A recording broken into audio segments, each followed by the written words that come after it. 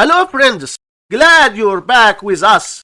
In this closing segment, we will explain fraction math lesson explained simply. Let's reach for the stars. We have these two fractions, 8 over 5 and 3 over 8. And we want to add them, multiply the first top times the second bottom. So we have 8 times 8, which is equal to 64. Multiply the first bottom times the second top. So we have 5 times 3, which is equal to 15. Now just add those two numbers. So we have 64 plus 15, which is equal to 79. Multiply the two denominators. So we have 5 times 8, which is equal to 40. And that is all.